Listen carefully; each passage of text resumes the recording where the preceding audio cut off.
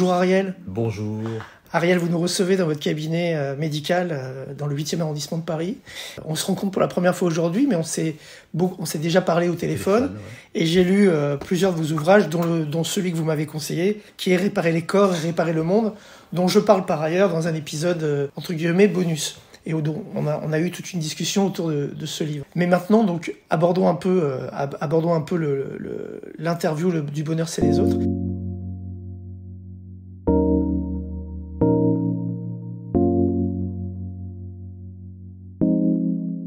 Déjà, est-ce que vous pouvez vous présenter en quelques mots, dire d'où vous venez, si vous êtes marié, père, de père, si vous avez des enfants?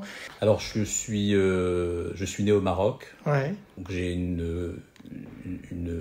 comment dire, j'ai toujours été entre deux rives de la Méditerranée.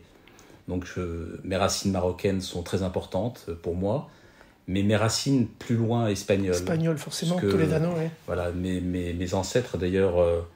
Dans un de mes livres, je donne toute la généalogie de ma famille, puisqu'on a la chance de la voir, jusqu'au premier des Toledano qui a quitté Tolède en 1492. Ouais. Et donc du coup, ma famille a traversé pas mal de choses. Pas mal de choses. Voilà, et puis parti à Salonique, tremblement de terre à Salonique, puis parti au Maroc. Et puis voilà, et moi, je suis venu en France pour faire mes études. J'ai eu la chance, à cette époque, quand je suis venu en France, d'intégrer une école qui était l'école normale israélite orientale, l'ENIO, j'en parle dans certains de mes livres. Et pourquoi je raconte ça? Parce qu'en fait, j'ai eu la chance de rencontrer Emmanuel Lévinas, qui donnait des enseignements sur Rachi à l'époque. Et je faisais partie de ces élèves de l'école qui étaient face au maître. Et on lisait le texte en hébreu, lui le commentait. Donc c'était un moment qui m'a beaucoup marqué pendant mes études, en tout cas à Paris. Et puis après, voilà, j'ai fait des études de médecine, je me suis marié, j'ai 3 enfants et je continue à étudier de manière récurrente, peut-être presque toutes les nuits, parce qu'en journée, je travaille. J'enseigne la médecine, ma spécialité, la médecine vasculaire, et l'histoire de la médecine à la faculté de médecine à Paris-Cité. Et temps très chargé de consultation parce que j'aime la consultation, j'aime le lien avec les gens, j'aime passer du temps avec mes patients. Puis j'ai développé pas mal de choses dans la partie qui est purement médicale à travers des technologies de laser, être un peu plus dans mon domaine, en tout cas de spécialité médicale.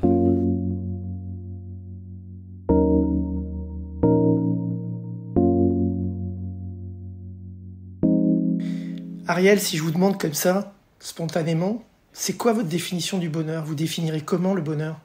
Pour moi, le bonheur, c'est être en paix avec sa famille, ses proches, son entourage. Très important, cette notion de sérénité qu'il y a autour de soi. Et le bonheur, c'est pour moi vraiment avoir un livre à la main. Je dirais vraiment cela. La jouissance d'un beau mot, d'une phrase, d'un auteur qu'on découvre, d'une toile par exemple. Je suis amateur de photos, d'une belle photo. Ça serait vraiment lié à l'art et à l'écriture. Je me demande d'ailleurs, on dit que ça pourrait être Paul Auster, mais je n'en suis pas sûr. Il y a un auteur new-yorkais qui disait, en fait, on dit des Juifs que c'est le peuple du livre, mais je dirais plus que c'est le peuple des livres.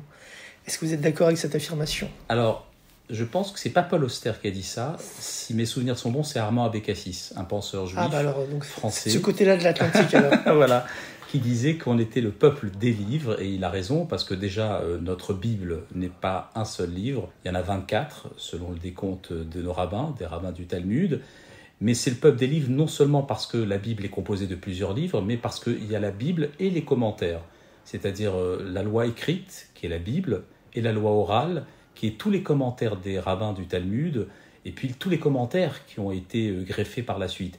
Et c'est pour ça que moi je me sens très proche en tant que médecin de cette idée, parce qu'en fait, en tant que médecin, quand on soigne des gens, on est conscient de ceux qui nous ont précédés.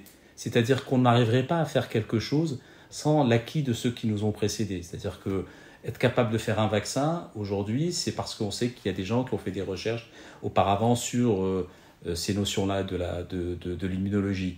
Donc cette idée, elle est très présente aussi dans la tradition juive. C'est-à-dire qu'on considère qu'on est tous le maillon d'une très grande chaîne, Et à partir du moment où vous êtes conscient de cela, vous vous sentez moins seul dans la vie, vous savez, parce qu'on parle du bonheur.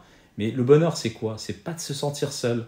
Et quand vous avez autour de vous des parents qui vous ont précédé, même s'ils sont plus physiquement là, mais le fait de penser à eux, le fait d'avoir une image de ses parents, de ceux qui nous ont quittés, des êtres qu'on a aimés, eh ben, le fait de savoir qu'ils ont existé à un moment donné, c'est un viatique déjà pour l'éternité, comme le disait Jean Kelevitch, vous voyez.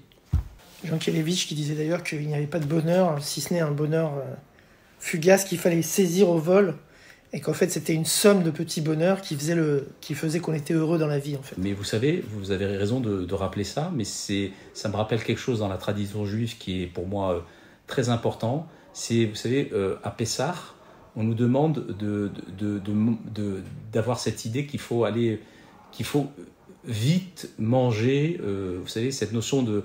Ils sont sortis très rapidement, vous savez, on dit béfarer, c'est-à-dire quand ils ont eu cette possibilité de pouvoir être libérés de la condition égyptienne, ils sont sortis rapidement. Pourquoi rappeler cette notion de rapidité? Et c'est une idée du chassidisme qui dit que quand vous avez un moment de grâce dans la vie, un moment de bonheur, dépêchez-vous de le saisir, parce que peut-être qu'il va passer. Et c'est dans ce sens-là. Quand ils sont sortis d'Égypte, ils sont sortis vite, parce qu'ils avaient peur que ce moment de liberté, que ce soit sur le plan physique ou de manière spirituelle, ça allait partir. Donc quand vous avez la possibilité de vivre un moment intense, profitez-en tout de suite. Il faut en profiter, ne pas attendre. D'ailleurs, le mot profiter n'est pas le bon, c'est saisissez-le en fait, plutôt. Saisir, ouais. Vous avez raison.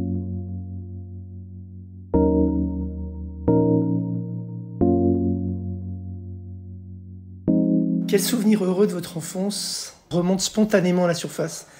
Je dirais, alors c'est quelque chose que les gens ne comprendront pas ici en France, mais quand j'étais jeune, ma mère faisait des pains pour le Shabbat, et le pain, c'est des petits pains qu'elle faisait avec évidemment les chalotes, comme tout le monde le fait le vendredi soir, et elle faisait pas cuire son pain dans un four à la maison, elle aimait l'amener dans un four qui était un four public. Vous savez, au Maroc, il y avait des fours publics à cette époque-là. Et donc, je revois en tout cas la personne qui faisait un peu tout chez nous à la maison, revenir avec ses plateaux du four et des petits pains bien chauds. Et je prenais un petit pain, j'en mangeais le vendredi soir. Ce souvenir heureux, c'est ça, c'est peut-être ma Madeleine de Proust. C'est ce petit pain bien chaud qui était préparé en vue du Shabbat et qui m'apporte une forme d'extase au moment où je vous en parle.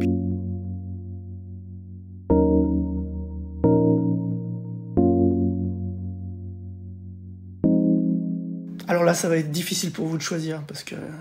Mais c'est quoi le livre, le film ou la pièce de théâtre, ou encore l'auteur qui vous a marqué de façon indélébile et pourquoi? Et je dirais en dehors de la tradition juive et du Talmud, de la Torah, de la Gemara, etc. etc.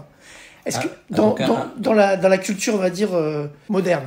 Alors je dirais le livre Système 1, Système 2 de Daniel Kahneman. Ah, je connais pas. Alors dites-nous en plus. Ouais, en fait, Daniel Kahneman est pour moi un grand penseur.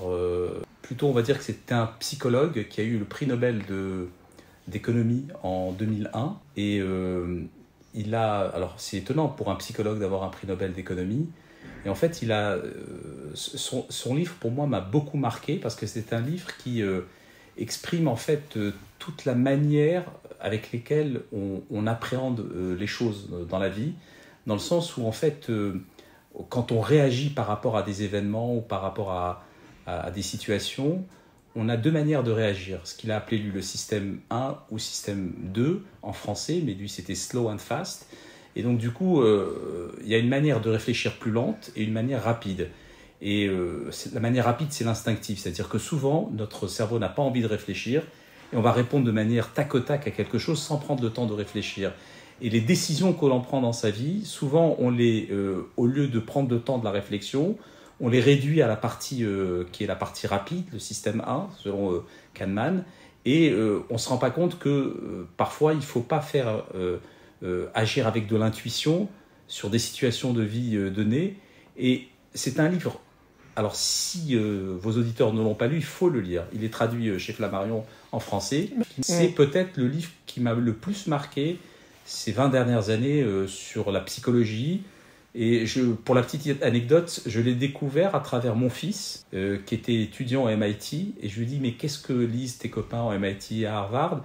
Il m'a dit, leur livre de chevet, c'est le livre de Daniel Kahneman. Et pour la petite histoire encore, mon fils un jour était, à l'époque où il était aux États-Unis, il devait assister à un petit colloque, je crois que c'était à Harvard ou à MIT, à Boston, et il se retrouve assis à côté de Daniel Kahneman. Et donc, il n'en revenait pas, et ça c'est particulier aux États-Unis, c'est d'être assis à côté d'une personnalité qui a un Nobel, et avec qui il a une conversation, et qui a cette possibilité de dialogue, de discussion facile, sans qu'il vous fasse sentir que lui est le grand professeur et que vous êtes un jeune étudiant. C'est cette possibilité, et qu'on ressent d'ailleurs dans son texte à Kahneman. Il a envie de transmettre la somme de connaissances qu'il a dans ce domaine, puis son histoire personnelle est assez incroyable. Je me suis intéressé après, d'ailleurs il est d'origine française, il a fui la France pendant la guerre, la Seconde Guerre mondiale, et il est parti aux États-Unis se réfugier. Il est devenu le grand intellectuel et scientifique qu'il est, puis après il est parti en Israël. Un très bel itinéraire, aussi bien sur le plan du contenu scientifique que sur le contenu de la personne. Et là, le livre dont vous parlez, c'est un essai, mais moi, c'est drôle parce que récemment, j'ai eu dans le podcast un spécialiste de Georges Perec, qui était Denis Cosnard, journaliste au Monde. Ouais. Et je saurais pas dire dans quel livre, est-ce que c'est dans Les Choses, est-ce que c'est dans La vie de mode d'emploi, mais cette notion de décision immédiate ou de décision mûrie, ou de décision spontanée ou de décision mûrie, c'est quelque chose qui parcourt un des livres, au moins un des livres de Georges Perec. Voilà. Alors après, pour les romans, il y en a beaucoup. Hein. Ouais. Il y en a beaucoup qui m'ont... peut-être que celui qui me viendrait à l'esprit, parce que c'est un livre qui m'a marqué, c'est Les Mains du Miracle, vous savez, de Kessel. Qui d'ailleurs qui a été réédité en poche récemment. Mais quand je l'avais lu il y a une vingtaine d'années, j'avais été étonné de voir... J'aime bien ces histoires où, en fait, la petite histoire rejoint la grande histoire. Vous voyez comment... Alors là, il s'agit d'un thérapeute qui essaie de soulager certaines personnes pour sauver d'autres. Vous voyez, ça rentre un peu dans le cadre de ma vision et de ma pensée. C'est-à-dire que, en fait, dans nos petites relations, chacun entre nous, on peut essayer peut-être de sauver d'autres gens et voilà, et si tout le monde réfléchit comme ça, on peut sauver un monde. Une grande idée du Talmud aussi. Si vous aimez les petites histoires qui sont liées à la grande histoire, je vous conseille en ce moment le livre Le barman du Ritz de Colin, je ne me rappelle plus de son prénom. D'accord. Où un barman du Ritz, donc, qui était juif, est resté barman pendant toute la Deuxième Guerre mondiale. Il servait les nazis, etc. C'est génial, et ce livre est absolument remarquable. Il a déjà eu des prix, etc. C'était ma petite... Il y en aurait d'autres. Hein, il y en aurait plein. Il y en a plein voilà, des livres comme ça, des petits... Il y en aurait beaucoup, mais voilà, mais ce serait peut-être celui-là, parce que ça serait... Après, j'aime beaucoup, évidemment, la littérature américaine, comme Philip Roth, comme Saul Bellow. Je lis à vrai dire... Chaim Potok, peut-être aussi. Oui aussi, ou Singer aussi, j'aime beaucoup, que j'ai cité dans un des livres. J'ai écrit tout un livre sur les rêves, vous savez, de réflexion talmudique sur les rêves. Pas freudienne. Non, cette fois talmudique, vraiment. Mais on s'aperçoit qu'en fait, dans ces textes, les rabbins du Talmud étaient aussi précurseurs. On comprend pourquoi Freud, qui est issu de cette tradition... il était issu, mais pas versé dans la religion, mais il était issu, effectivement. Absolument, mais après, alors, ça rejoint un peu ce que je pense, je ne sais pas si je vous en avais déjà parlé, c'est qu'on n'a pas besoin d'être versé dans la religion pour ressentir des choses qui sont inscrites dans les textes. Il y a des choses inconscientes. Il y a des choses que votre conscience méconnaît et que votre inconscience connaît. Vous voyez ou pas? Et Proust, c'est pareil. Beaucoup de gens disent, est-ce qu'il a lu la Kabbale? Il n'a pas besoin de la lire. Il suffit qu'il ait été élevé par sa maman et la manière dont elle lui a parlé, elle lui a raconté elle-même qu'il y a... Vous voyez, on en revient à l'histoire de grandes chaînes. Voilà, absolument. Donc du coup, je suis toujours étonné de voir que des gens qui ont ces origines ont des connaissances. Ils me disent, mais ce que tu racontes, ça me touche d'autant plus que je ne suis pas de Je n'ai pas été élevé, biberonné entre guillemets par les textes, et pourtant ça me parle. Eh ben ouais, c'est ça. Parce que vous savez, dans la tradition juive, on dit que tous les juifs du monde étaient au moment du Sinaï. C'est ça la grande différence avec les autres traditions monothéistes, c'est que la tradition juive considère qu'en fait c'est une révélation collective. Que c'est pas une révélation faite uniquement entre un Dieu et un prophète, comme dans d'autres traditions. La révélation dans la tradition juive, c'est une révélation qui se fait à l'ensemble d'un peuple. Et non pas un peuple uniquement présent à un moment donné, mais un peuple même dans l'avenir. C'est-à-dire que vous et moi, nous avons été présents. Qui a failli être un désastre, parce que si on a suivi la théorie de Kalman, s'ils avaient suivi le veau d'or, donc la décision numéro 1, ils n'auraient pas connu la décision numéro 2, qui était de suivre Moïse. Ah, alors là, encore une autre vaste question que vous soulevez.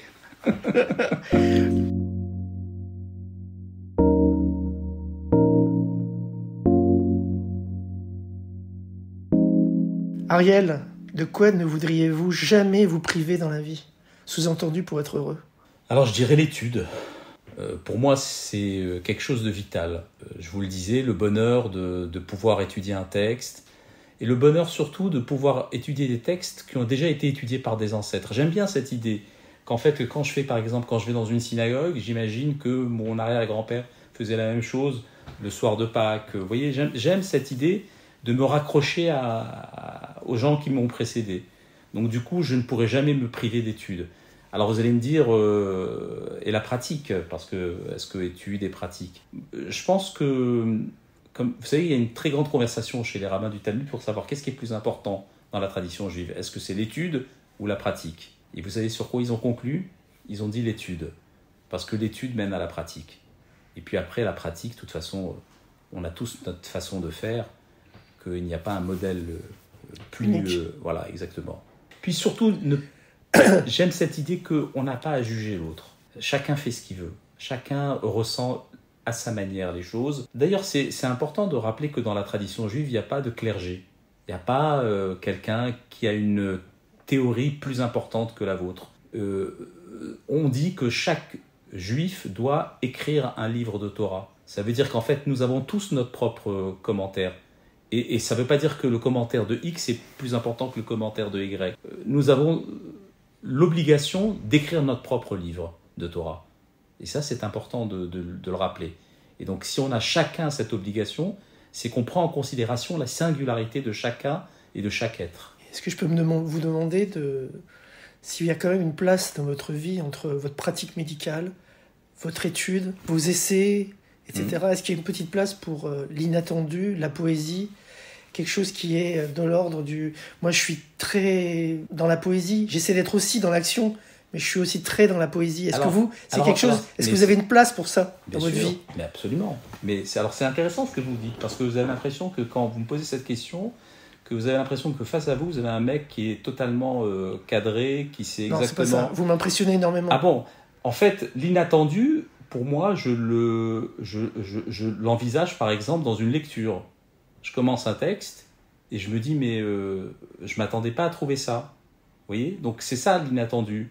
La poésie, j'adore la poésie. C'est quelque chose... Alors vous me parlerez des textes, mais par exemple, je lis souvent du Pérec, Georges Perec. Je lis souvent... alors c'est pas de la poésie en soi, mais c'est une forme de poésie. Mais par exemple, il m'arrive souvent, là je suis derrière moi, de prendre Jabès. Vous voyez, par exemple, je prends Jabès. Que vous citez dans le livre, d'ailleurs à plusieurs reprises. Tout à fait. Dans Réparer les corps, Réparer le monde. Tout de suite, je vais lire un texte de Jabès. Alors Jabès, c'est, pour nos auditeurs, c'est Edmond Jabès, parce qu'il malheureusement, il n'est pas connu de tout le monde, pas assez de monde d'ailleurs le connaissent. Mais vous voyez, il m'arrive souvent de me retourner, vous voyez, si par exemple un patient ne vient pas, et je vais commencer à lire, par exemple, cette anthologie de Jabès, vous voyez. Donc l'inattendu, je l'ai comme ça. Et donc du coup, l'inattendu, j'ouvre ce livre et je vais lire un poème. Et voilà, donc cette part d'inattendu, elle est toujours évidemment liée à l'art. Je ne suis pas quelqu'un qui, au contraire, j'essaye d'être tout le temps j'aime être surpris par les choses. C'est-à-dire que, en plus, je suis quelqu'un de très curieux. C'est-à-dire qu'en fait, je suis pas focalisé sur les textes de la tradition juive. Si on va me dire que, par exemple, à la dernière expo qui m'a énormément impressionné, c'est Brancusi au Louvre, vous voyez, ce sculpteur roumain qui a bouleversé la prise en charge, la prise en charge, c'est le médecin, qui a bouleversé la sculpture moderne, la vision de la sculpture moderne. J'ai été émerveillé par ces sculptures, et puis l'exposition a été impressionnante à Pompidou. C'est dommage que pendant 5 ans ça va fermer parce qu'ils doivent rénover. Et voilà, donc c'est pour vous dire, l'inattendu, je l'ai à travers toutes sortes de choses.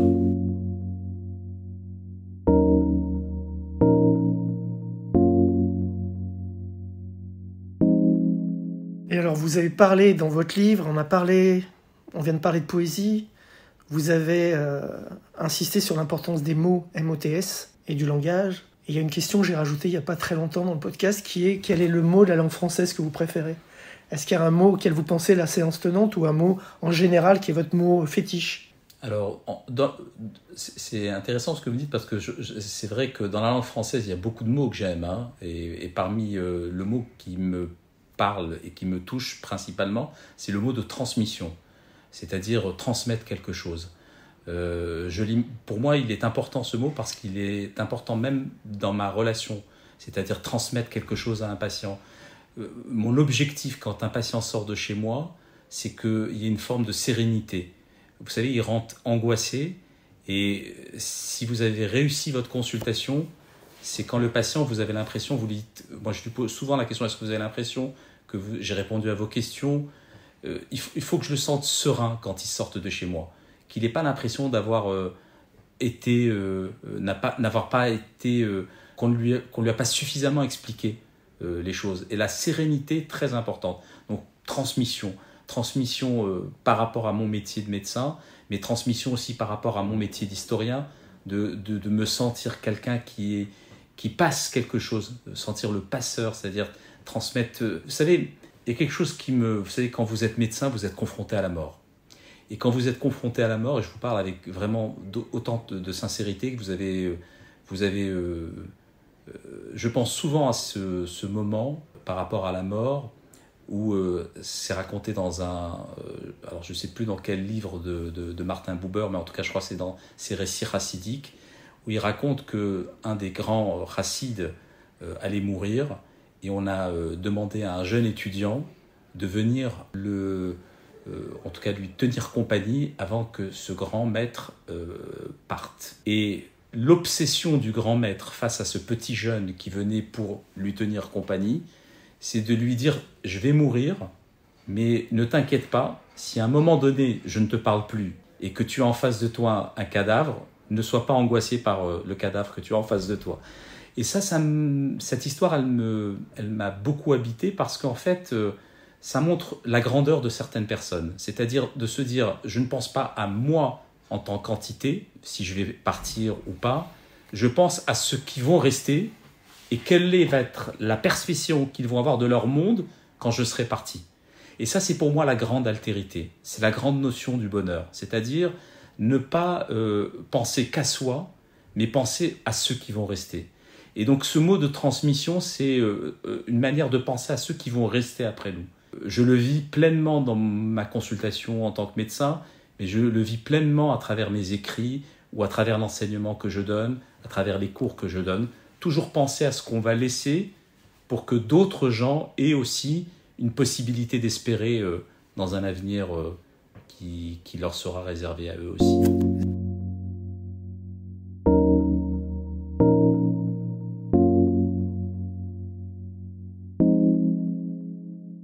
Je connais un peu la réponse parce que je l'ai lu dans le livre, dans les livres aussi d'échanges que vous avez eus avec Henri Atlan. Oui. Mais est-ce que vous doutez souvent dans l'existence ? Et si oui, est-ce que vous doutez plutôt de vous ou plutôt des autres ? Alors, j'engloberai avec vous, avec votre personnalité, avec votre passé, avec ce que vous êtes, le doute par rapport, non pas par rapport à l'existence de Dieu, mais par rapport à la manière d'aborder cette existence de Dieu. Puisque, en fait, c'est ça le dialogue que vous entretenez Tout à fait. Avec Henri Atlan. Et donc, le doute, est-ce que vous êtes plutôt quelqu'un qui doutait déjà dans l'existence ? Est-ce que vous doutez en premier lieu de vous ou est-ce que vous doutez des autres ? Et ensuite, on peut aborder le doute par rapport à À la croyance. À la croyance. Est-ce que je doute? Je pense que tout individu doute. S'il donne l'impression qu'il ne doute pas... Mais certains ne l'assument pas. Ouais. En fait, je dirais que il faut savoir douter pour être constructif. C'est-à-dire qu'il ne faut pas... Moi, j'ai toujours cette idée, et bon, j'en reviens à mon métier, c'est-à-dire que si vous ne doutez pas, vous ne vous interrogez pas. Et comme la tradition juive est une tradition de l'interrogation, c'est-à-dire qui encourage la personne à s'interroger, donc si vous avez l'impression que tout est imposé aux gens, que voilà, c'est soit vous l'acceptez, c'est ma vérité, moi je ne crois pas qu'il n'y ait qu'une seule vérité, et qu'il faille l'imposer à tout le monde. Mais en même cette temps, vision du doute, elle m'est pour moi très importante. Mais en même temps, quand vous êtes devant un patient, vous parliez tout à l'heure de la nécessité de la sérénité. Voilà, c'est autre chose. Vous ne devez pas lui montrer voilà. que vous êtes dans le doute. Évidemment, donc là c'est autre chose. Cette vision du doute, elle est importante pour pouvoir avancer, mais il ne faut pas que ça soit une vision du doute qui vous paralyse. Et un médecin se doit, après... évidemment s'être suffisamment interrogé pour savoir quel était exactement le diagnostic qu'il a face à une maladie quelconque, pour avoir évidemment la certitude que ce qu'il est en train d'engager comme diagnostic soit le bon. Après, il y a la phase évidemment d'absence de doute, mais même dans l'absence de doute, vous savez, il faut être clair, un médecin, il faut qu'il ait la sincérité à chaque fois de considérer que ce qu'il dit n'est pas une parole totalement à 100% imposée, et qu'il ait toujours cette option de pouvoir essayer, de réfléchir, de s'interroger. Vous savez, moi j'ai une théorie avec mes patients souvent, c'est quand je connais trop bien mes patients et qu'on n'est plus dans le doute, c'est-à-dire que je sais à peu près, même parfois avant même qu'ils s'expriment ce qu'ils pensent, parce que je les connais bien, ça fait longtemps, vous savez, ça fait 30 ans que j'exerce. Et donc, du coup, j'ai l'habitude de dire, écoutez, on va faire comme si on ne se connaissait pas et on repart à zéro. Vous voyez ? Et donc, c'est pour cette raison qu'il y a du bon dans le doute, mais évidemment, il ne faut pas sombrer dans un... Je ne suis pas un individu qui va... En fait, c'est l'humilité de mon exercice qui m'amène à douter. Mais je sais très bien que par moment, le doute, il faut y arrêter pour pouvoir avancer. Rester humble dans sa vision et dans son approche de l'exercice de la médecine, et le doute permet d'avancer. Mais c'est pour ça que c'est important pour moi de dire que c'est un doute qui doit vous faire avancer et non pas vous paralyser et vous empêcher d'avancer. Donc c'est toujours cette idée, vous savez, ça peut vous paraître, vous êtes dans mon cabinet, j'ai mis une gravure de Giacometti, de l'homme qui marche, c'est un artiste que j'aime beaucoup. Pourquoi ? Parce qu'en fait, vous voyez, avec quelques coups de crayon, Giacometti a réussi à faire un personnage qui est toujours en marche. Et cette vision d'être en marche en permanence, c'est d'une manière allusive. Quand mon patient est devant vous et regarde ça, il se dit voilà, il va marcher. Mais de manière allusive, on va avancer. Visiblement, vous aimez bien Giacometti, je vois plusieurs tableaux. Et vous aimez bien Chagall. Oui, tout à fait. Et ça, je ne sais pas, c'est... Ça, c'est moderne. C'est moderne, c'est un peintre que j'aime bien qui s'appelle Fifax, je connais pas. qui fait des paysages de New York, qui est une ville que j'aime beaucoup.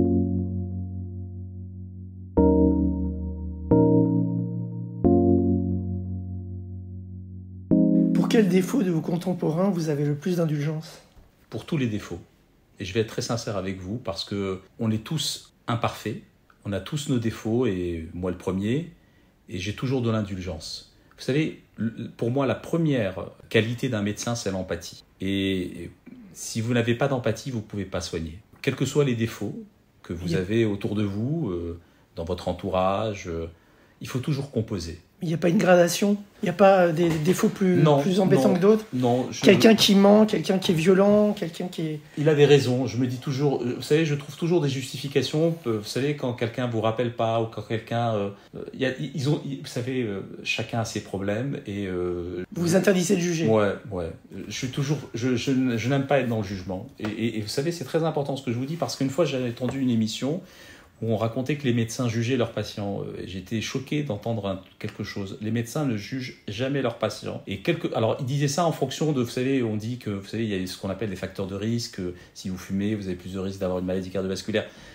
Quel que soit votre cheminement, votre chemin de vie, quand vous êtes malade, vous n'êtes pas responsable de votre maladie, même si vous avez fait ce que vous voulez dans la vie. Je trouve que notre rôle, c'est absolument pas de juger, c'est d'aider les gens justement à dépasser cet état de pathologie pour atteindre un moment où ils vont être moins malades. C'est intéressant ce que vous dites parce qu'on l'a beaucoup entendu, notamment pendant le Covid. Et notamment c'était pendant le Covid d'ailleurs. Avec tout un storytelling des médias qui disait que, en gros, c'était assez effrayant. On sélectionnait les patients aux entrées des urgences. Terrible.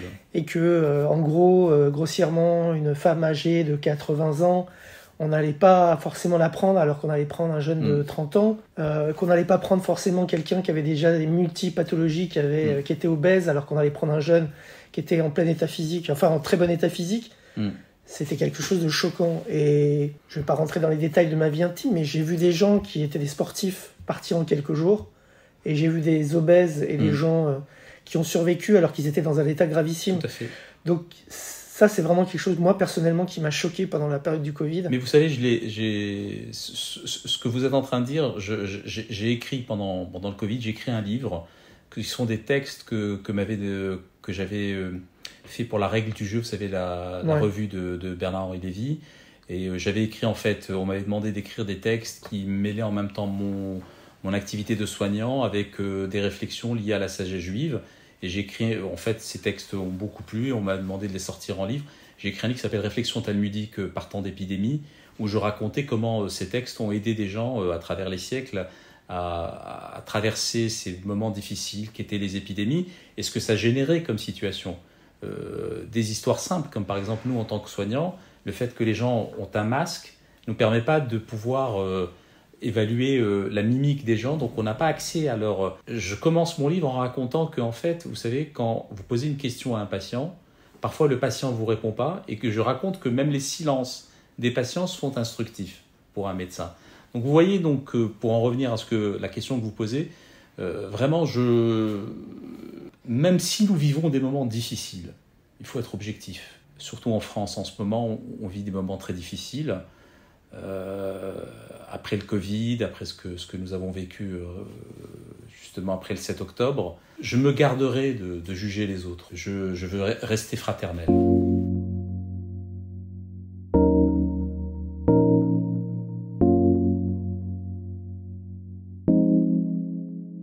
Alors, il y a quelque chose qui parcourt l'histoire du judaïsme, c'est toujours cette espèce de conte ou de fable qu'on retrouve notamment chez Singer et quelques autres, entre l'optimiste et le pessimiste.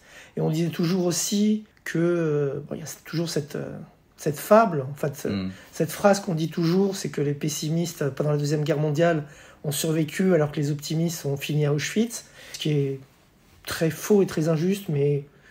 En tout cas, il y a eu des épisodes comme ça où des gens ont compris avant les autres. Mais pour un Zweig qui est parti, mais qui s'est suicidé à Persépolis, il y en a d'autres qui ont survécu. Mais il y a aussi des gens qui étaient pessimistes et qui ont malgré tout disparu à Auschwitz. Donc, il y a cette espèce de stéréotype entre l'optimiste et le pessimiste. Il y a même des blagues juives autour de ça. Ouais.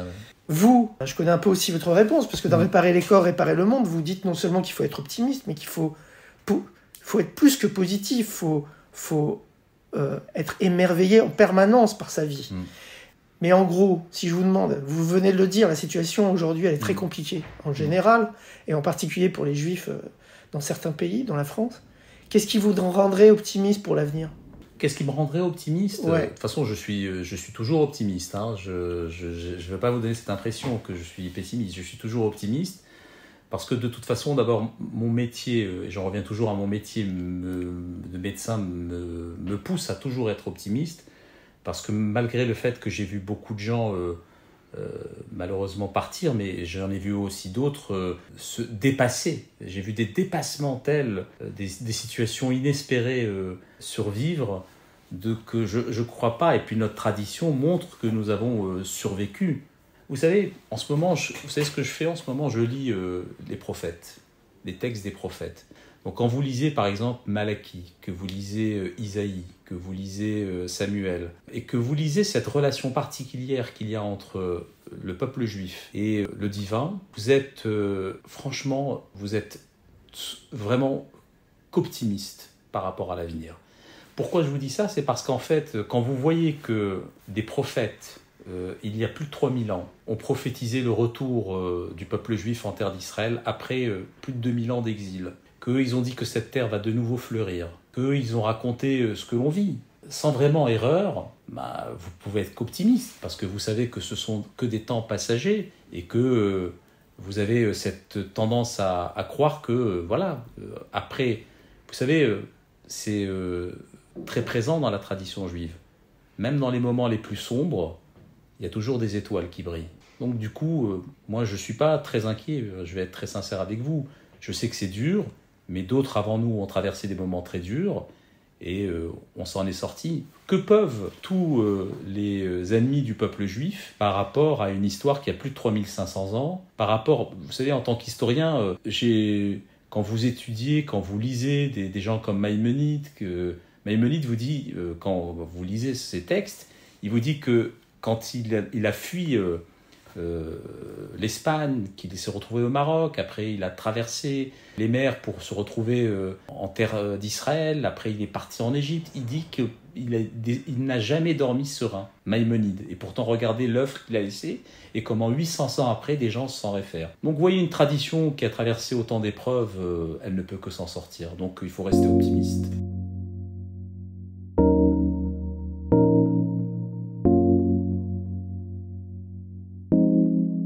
Tout simplement, on va terminer l'interview en vous demandant, Ariel Toledano, qu'est-ce qu'on peut vous souhaiter pour les prochaines semaines et les prochains mois. J'ai compris que dormir plus que 5 heures, c'est inenvisageable, mais qu'est-ce qu'il faut vous souhaiter pour les prochaines semaines et les prochains mois, à titre personnel, hein. Pour vraiment rapidement, alors donc oui, c'est à court terme, parce que moi je me projette toujours à court terme, finir le livre que je suis en train d'écrire. J'écris un livre. Il a déjà un titre je peux pas le donner parce que je suis pas sûr. Mais c'est un titre, c'est toujours des livres sur la pensée juive et plus principalement sur la pensée prophétique, sur les prophètes. D'où le fait que vous êtes en train de lire les prophètes. Je suis en train de lire les prophètes en ce moment, et donc du coup, leur message m'apporte énormément de bien-être et de bonheur, parce qu'en fait, ce sont des personnes, les prophètes, qui ont dont les paroles ont été extrêmement apaisantes pour le peuple juif dans des moments très difficiles. Et donc le fait de les lire et de voir que ce sont des paroles qui apportent de la sérénité, j'espère finir ce texte assez rapidement pour que d'autres gens en profitent, parce que c'est vrai que le problème de ces textes, de ces paroles prophétiques, ce sont des textes qui sont difficiles d'accès, et j'espère les présenter avec beaucoup plus de facilité et d'aisance pour un public qui n'a pas l'habitude de les lire et qui puisse comprendre le bonheur que l'on a à les lire et à les présenter. La transmission, toujours la transmission. Toujours, ouais. Merci Ariel Toledano. Merci à vous.